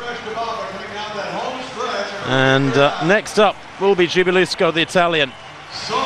His third attempt, then Javinski, then Hooker, and Lavellani just sitting down, sipping water, I suspect, and watching this all unfold. He went over, remember, first time.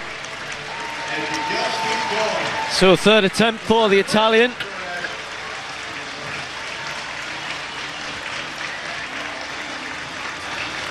It's been a great meet so far, and we'll certainly recap on the many well-leading performances this year, and a few meeting records as well, particularly on the track. Great triple jump, fantastic triple jump. There's also been a competition going on, a multi-event competition, which has included Jess Ennis and Hileas Fountain, a kind of three-event challenge. It's not part of the Diamond League, of course, but been well enjoyed by the crowd.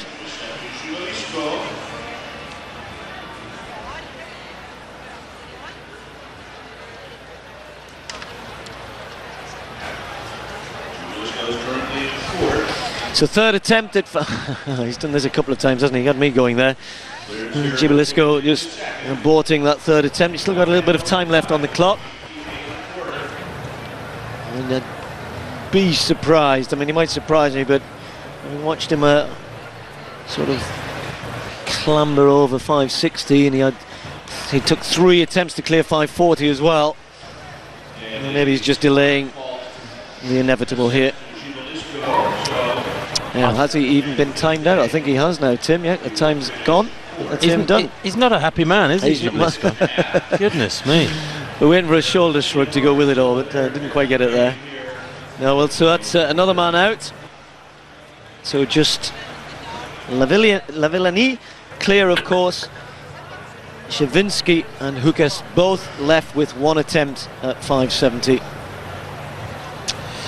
Well, Javinski's season's best is 565, so he's going to need to improve on that with this vault to stay in the contest. He is a 580 vaulter. There's the pole. Maltamore, remember, winner of the Shanghai meeting 3 weeks or so ago. Lavellani, winner in Oslo, looks like he's going to win here again today. Certainly, if the rest of them keep vaulting like that. Javinski not even close, and another roar of frustration. And they are struggling. It's not a vintage season for the pole vaulters as yet. Those European Championships, what, about 6 weeks away? And just Steve Hooker left now to challenge Lavellani's lead. Perfect card for the Frenchman. First time clearances of 540, 560 and 570 so far. Confirmation of that win for Tirunesh Dibaba. 15-11-34. She wins by over a second and a half with Ejigo, her compatriot, and Otura making it a 1-2-3. Very impressive running from the Ethiopians, albeit in a very slow race with just a devastatingly fast last lap. And there are the Diamond League race standings. Ejigo leading with 6 points overall from Dibaba's 4 earned today. Long way to go as yet, of course. 9 more Diamond League meetings to come after today. And Steve Hooker's team, one athlete, will be looking for a significant improvement in form with the remainder of the season. Well, one thing you never do is write this man off, but he is out of sorts. Can he get clear here? Now that's Steve Hooker that we know. And we've got a competition on now. Third time clearance, well done. Finally starting to look like a man who, as I said earlier, has been dominating over the last 2 years at least. And Hooker, he said himself, he knows it's there. He's just been struggling to get his form together. A big sigh of relief, I'm sure, because at least 570, some sense of respectability for him. Of course, it's nowhere near what he's capable of, but certainly as far as this competition, at least he's going to give Lavellani something to think about. Well, Tero Pitkamaki was one of the men in that javelin, of course, hoping to beat Thorkildsen. But the Finn today producing his best in the second round. By his standards, fairly modest. 82 metres 57. He didn't put together a great series. Only 2 throws over 80 metres, in fact. And third place points, or point, I should say, for the Finn. Petter Friedrich. Well, opened with a solid 84.45. This throw in the third round, 85.04 to give him second place by about 2.5 meters from Pitkämäki. But he retired after that one, didn't throw any further, Friedrich. As we heard, Andreas Thorkildsen, the world leading thrower this year with over 90 meters, opened with an 84.14. This was his second round effort, and it was big. Pretty big anyway, big enough to win today, 87.02. But in so doing, and we think it was during that throw, yeah, a little hot there. He's tweaked his groin. We hope it's not serious, because the groin, your adductors on the inside of your thigh, can be a very, very awkward area to recover from it. Adductor injuries tend to hang around for a few weeks. Thorkildsen retiring after that throw. It was a new meeting record and first place, 87.02, to give him 4 Diamond League points. Confirmation of that win, meeting record from Friedrich and Pitkämäki by Thorkildsen. First 4 over 80 metres. And of course the allocation of Diamond League points means 4 for Thorkildsen, means he's accumulated 8 so far in that overall standings picture. Friedrich on 4 at the moment. Well, Steve, it's a tough old day in which to pick out highlights, isn't it? I mean, that pole vault is still going, Hooker back in the thick of it, but I've got to go with Tamgo. I mean, I think in terms of your actual sort of all-time event, that was phenomenal, and he's getting better, and you can... Don't panic, everybody. It was just the starter's pistol going off accidentally. Made 1 or 2 jump. We've still got this pole vault going on, but who knows? These two might give us something to talk about. But I think Tamgo will be getting all of the headlines. On the track, I think you're probably right. Veronica Campbell-Brown's performance over 200 metres, great race with Alison Felix. So I mean, again, the Diamond League kind of producing in those events two big names in the women's 200, the 3 big names of world triple jumping coming together and producing great performances. That's what it's meant to be about. Steve Hooker trying to do his best in the pole vault as well. Bar's gone up to 5.75, so just 5 centimetres higher, and if he has a vault like his previous one at 5.70, he won't have any problems with that. Well, that pole vault competition continues. We're going to have to leave you very shortly. There are the winners today, some special performances just about in every discipline. Wherever you look, Veronica Campbell-Brown, that 200-metre win was fantastic, 21.98.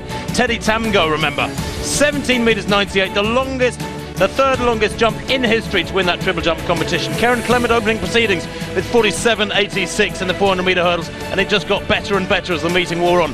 Wonderful days athletics here at the Akan Stadium in New York. The next event on July the 3rd, in about 3 weeks' time, will be over here in the USA, in Eugene. We'll be there once again, of course. Steve Cram and myself, Tim Hutchings.